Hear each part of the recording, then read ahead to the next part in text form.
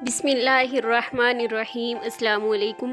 अल्लाह ताला की दी हुई तौफीक के साथ आज फिर मैं आप लोगों की खिदमत में हाजिर हूँ एक नई रेसिपी के साथ। आज मैं बना रही हूँ चिकन वाइट। बहुत ही मज़ेदार और बहुत ही आसान, ख़ासकर उन ख़वातीन के लिए कि जिनके घर में अचानक से मेहमान आ जाएं, एमरजेंसी में कुछ बनाना पड़े और ये कोशिश होती है कि मेहमानों के आगे बहुत ही अच्छा खाना पेश किया जाए और मेहमान तारीफ़ किए बगैर ना रहे। तो उनके लिए ये बहुत ही अच्छी डिश है, आप इसे बनाइएगा। इसके लिए मैंने लिया है 1 kg बोनलेस चिकन और इसमें शामिल किया है 1/4 कप ऑयल। कोई भी कुकिंग ऑयल नहीं है तो आप इसमें घी भी यूज़ कर सकते हैं। बहुत कम ऑयल इसमें यूज़ होगा, यानी कि 1 kg में मैं 1/4 कप ऑयल यूज़ कर रही हूँ। तो इसकी क्या रीज़न है ये मैं आपको आगे चल के इंशाल्लाह बताऊँगी। ये देखें, एक बार इसे अच्छी तरह से मिक्स कर लीजिए ताकि ऑयल इसमें अच्छी तरह से लग जाए। इसके साथ इसमें जाएगा 2 चम्मच इसमें नमक डाल रही हूँ, आप अपने टेस्ट के हिसाब से डाल सकते हैं। इसके साथ इसमें जाएगा आधा गिलास पानी।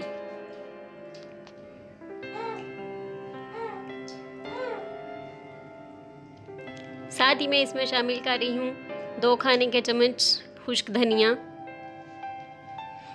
फिर से इसे अच्छी तरह से मिक्स करेंगे।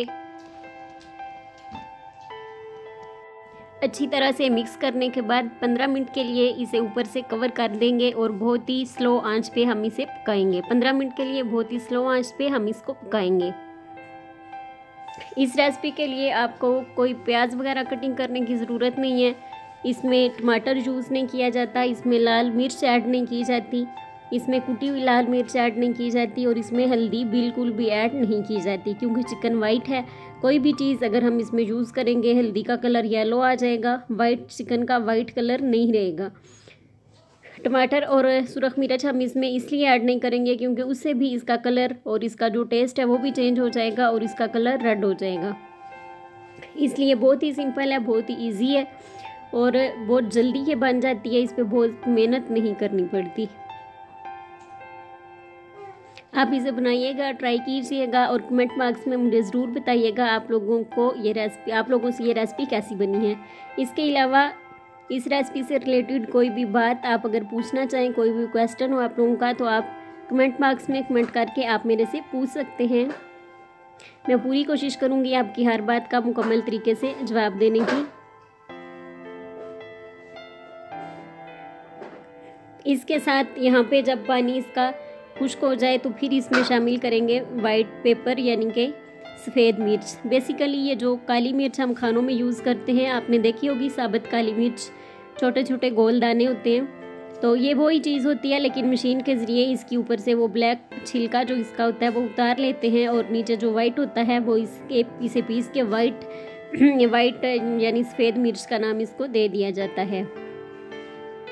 तो 15 मिनट मैंने इसे कवर किया था, उसके बाद मैंने इसे ऊपर से खोल के पकाया। आप देख सकते हैं कि इसका पानी इस अच्छी तरह से खुश्क हो रहा है। ज़्यादा देर तक इसे कवर नहीं करना, उसकी वजह ये है कि ये बोनलेस चिकन है तो इसकी जो बोटियां हैं वो टूट जाएंगी। मतलब अगर इसका टेस्ट बहुत अच्छा आया फिर भी अगर लुक वाइज अच्छी ना लगी तो देखने में बदमज़ा सा खाना लगता है। तो इसलिए आपने इसको कवर करके ज़्यादा देर तक नहीं पकाना, थोड़ी देर के लिए कवर करें। जब तकरीबन 75% ये कुक हो जाए तो फिर आपने इसे ऊपर से उतार देना और फिर पानी इसका इस तरह से खुश्क करने। तो भी मैंने यहाँ पे फ्लेम को कर दिया है मीडियम।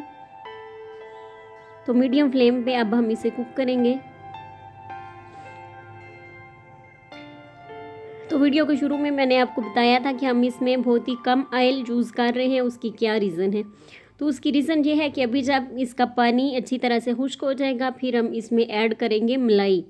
घर के दूध की जमा की हुई मलाई मैं इसमें ऐड करूँगी। आप चाहें तो आप इसमें टेट्रा पैक क्रीम जो बाज़ार से मिलती है आप वो भी इसमें यूज़ कर सकते हैं।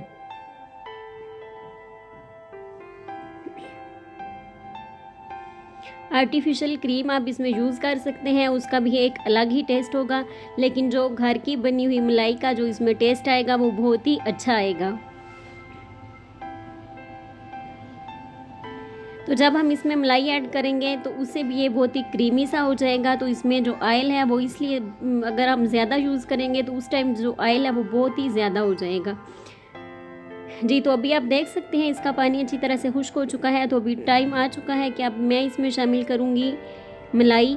तो आप देखें मैंने इसे फ्रीज़ किया हुआ था, तो अभी रूम टेम्परेचर पे मैंने इसे मेल्ट कर लिया है और इसे मैंने बीट बिल्कुल नहीं किया। तो जब हमारी ये मलाई फ्रीज़ होगी तो इसे बीट करने की ज़रूरत नहीं पड़ेगी, क्योंकि जब हम इसे अपने खाना पकाते वक्त हम इसे अपने खाने में ऐड करेंगे तो उस वक्त जब इसे हीट मिलेगी तो ये खुद ब खुद इसके जो ज़र्रे होंगे वो मेल्ट हो जाएंगे। इसलिए उन्हें मेल्ट करने की, बीट करने की ज़रूरत नहीं है आपको।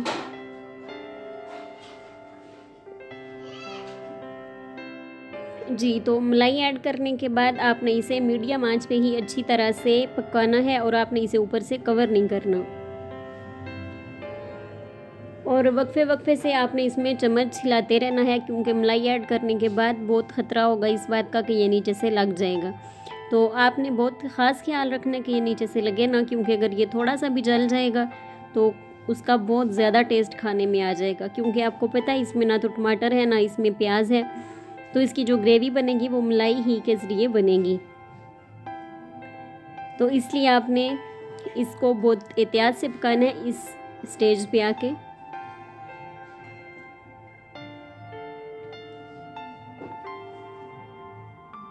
आप देख सकते हैं यहाँ पे वीडियो की स्पीड मैंने इसलिए बढ़ा दी है ताकि वीडियो बहुत ज़्यादा लंबी ना हो और आपको दिक्कत ना हो इसको देखने में, इसको कॉपी करने में।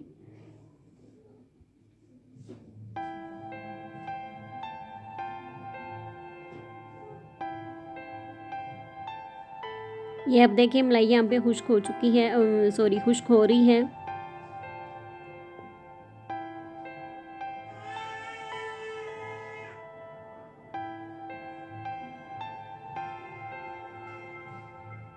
यहाँ पे ना तो आपने आंच को स्लो करना है और ना ही आपने ज़्यादा हाई फ्लेम पे इसे पकाने, बल्कि मीडियम आंच पे आप इसे पकाते जाएं और थोड़ी थोड़ी देर बाद आप इसमें चम्मच लाते जाएं। तो ये आप देखें ग्रेवी अच्छी तरह से तैयार हो चुकी है। अभी मैं इसमें ऐड कर रही हूँ सब्ज़ धनिया और सब्ज़ मिर्चें। इन्हें मैंने काट के फ्रीज़ किया हुआ था।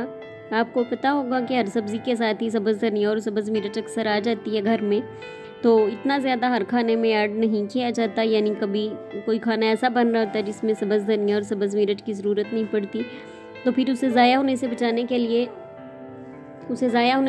के लिए मैं उसे कटिंग करके धो के अच्छी तरह से साफ़ करके मैं उसे फ्रीज़ कर देती हूँ। तो यहाँ पे आप अपनी मतलब अपनी पसंद के हिसाब से आप इसे ऐड कर सकते हैं।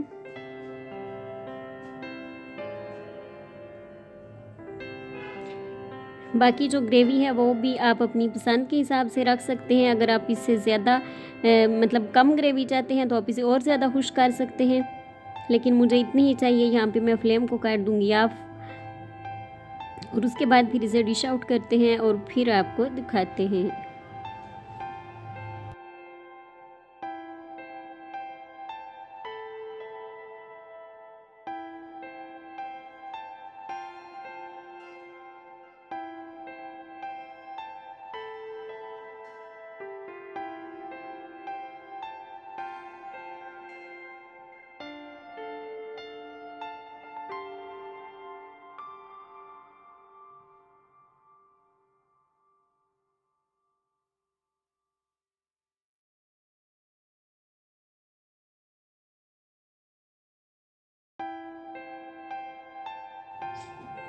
जी, तो मुझे जितनी ग्रेवी चाहिए थी मैंने इसे उसी हिसाब से खुश किया है और अभी आप साइडों पे देख सकते हैं कि इसका ऑयल अलग होना शुरू हो चुका है।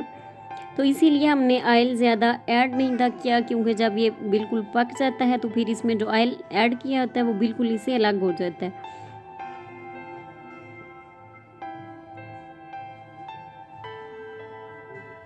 तो देखा आपने कितनी जल्दी से हमारी डिश तैयार हो चुकी है।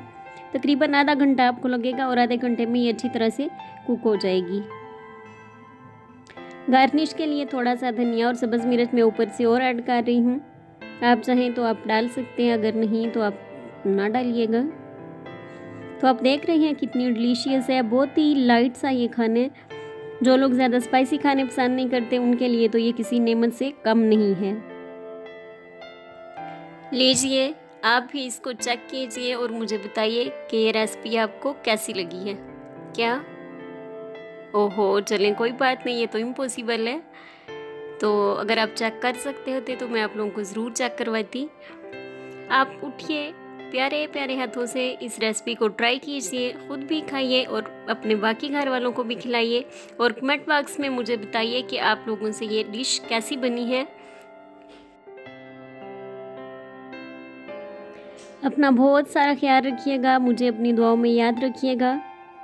फिर से हाजिर होंगी किसी नई रेसिपी के साथ। अल्लाह हाफिज़।